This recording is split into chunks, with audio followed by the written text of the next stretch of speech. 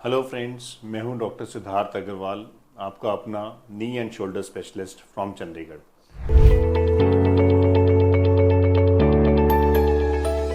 हम बात कर रहे थे क्वेश्चंस आफ्टर एसीएल सर्जरी या फिर क्वेश्चंस इन ओपीडी जो लोग एसीएल के रिगार्डिंग मेरे से पूछते हैं।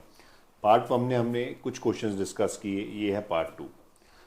किसी ने मेरे को इनबॉक्स पे मैसेज किया कि डॉक्टर साहब मेरा ऑपरेशन हुआ था एसीएल का, मेरे घुटने से आवाज़ बहुत आती है। अब ये मेरे से बहुत पेशेंट्स पूछते हैं कि आवाज़ क्यों आती है, बोथ लिगामेंट इस इंजरी के बाद या रूटीन में। हमारे घुटने के अंदर फ्लूइड होता है, पानी, और कुछ एयर होती है। अगर आप एक बाल्टी में पानी के अंदर कुछ बुलबुले छोड़ो तो आवाज़ करते हैं, सिंपल।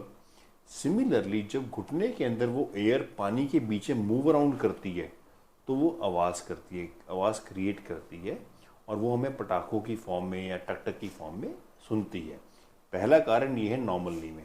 अब सेकंड कारण कि ऑपरेशन के बाद आवाज़ क्यों बढ़ जाती है। जब हम ऑपरेशन करते हैं तो हम फ्लूइड इंजेक्ट करते हैं अंदर, फ्लूइड के अंदर सर्जरी होती है, कुछ एयर भी जाती है, तो उसके कारण एक तो आवाज़ बढ़ती है। और वैसे भी जब बोन्स आपस में मूव करती हैं तो आवाज़ करती ही करती हैं।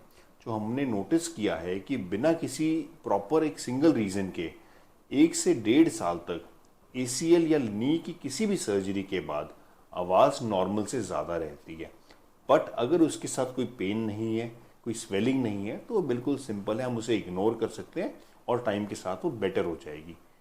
एक क्वेश्चन और मेरे से किसी ने पूछा कि डॉक्टर साहब मेरा घर तो 3री मंजिल पे है, अब मैं ऑपरेशन होके कल घर जाऊँगा, अब मैं घर कैसे चढ़ूँगा, घर तक कैसे जाऊँगा। दो तरह से इसका आंसर है। एक, जिस पेशेंट को हमने वेट बेयरिंग अलाउ की है वो सिंपल एक पैर रखे, उसके पीछे दूसरा, फिर पहला रखे, फिर दूसरा, फिर तीसरा, फिर आराम से वो चढ़कर 1 बाय 1 घर जा सकता है 3री मंजिल पे भी। डेफिनेटली बारी बारी में उसको थोड़ा सा इनकन्वीनियंट महसूस होगा, बट जा सकता है वो। दूसरा पेशेंट जिसको हमने वॉकर से चलने के लिए कहा है कि भाई आपने वेट नहीं डालना, वो कैसे करे। आप सोचिए आप कैसे करेंगे, आप 2 सेकंड सोचिए। मैंने पेशेंट से पूछा, वो कहते डॉक्टर साहब एक कुर्सी लेंगे, उसे मरीज को बिठाएंगे, 4 बंदे मिलेंगे, कुर्सी उठा के ले जाएंगे ऊपर। यही सोचा आपने सबने? हाँ जी सर। पूछा यही सोचा ना? I will give a easier वे। आप सीढ़ी पे बैठ जाइए, टांग को सामने रखिए, एक दूसरा बंदा आपकी टांग को होल्ड कर ले ताकि लटके ना। अपने हाथ से एक एक करके स्टेयर को चढ़िए। सबसे सेफ ऑप्शन है, क्योंकि आप बैठ कर चढ़ रहे हैं, आप कभी गिर नहीं सकते। वो 4 बंदे जो कुर्सी पकड़ के चल रहे हैं, अगर किसी का इम्बैलेंस हुआ तो 5 लोग गिरेंगे बुरी तरह से। तो सीढ़ियाँ चढ़ना और उतरना, अगर आपको वेट डालना अलाउ नहीं है किसी भी सर्जरी के बाद लेग की, सीढ़ी पे बैठ बैठ के चढ़ें और बैठ बैठ के उतरें, सेफेस्ट ऑप्शन। अगेन रोज़ रोज़ नहीं हो पाएगा, 2-4-5 दिन में एक बार कर सकते हो, बट सेफ्टी पहले है कन्वीनियंस से ज़्यादा।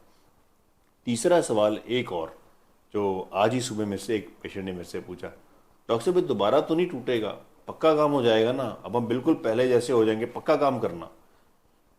भगवान से बड़ा आर्किटेक्ट कोई नहीं है, मैं ये मानता हूँ। मैं भगवान से नीचे हूँ। जब भगवान का बनाया हुआ लिगामेंट चोट लगने से टूट सकता है तो मैं तो चीज़ ही क्या हूँ। अगर आपको दोबारा चोट फ्यूचर में लगती है सेम इंटेंसिटी से या ज़्यादा से, तो लिगामेंट ब्रेक हो सकता है। ये पॉसिबिलिटी दुनिया में कोई चीज़ एलिमिनेट नहीं कर सकता। हाँ, under normal circumstances, normal activities, भागना दौड़ना, स्पोर्ट्स, उन सब में नहीं टूटेगा। सो ये 3 क्वेश्चंस आज ही मेरे से लोगों ने डिस्कस किए, तो मुझे लगा कि हमें आज बात करनी चाहिए। फर्दर हम इसी डिस्कशन में कंटिन्यू करेंगे नेक्स्ट वीडियो में। सो फ्रेंड्स, तब तक के लिए थैंक यू।